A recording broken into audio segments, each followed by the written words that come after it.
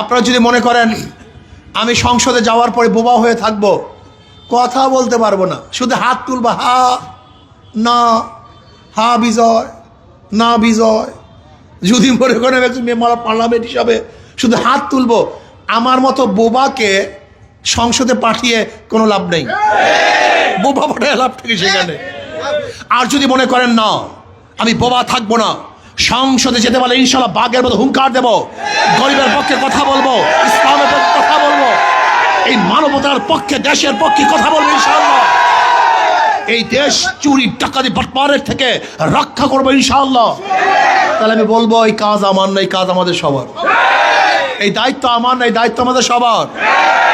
ওদেরকে বারবার পরীক্ষা করেছেন, বারবার ফেলটুস বারবার ফেল মারছে।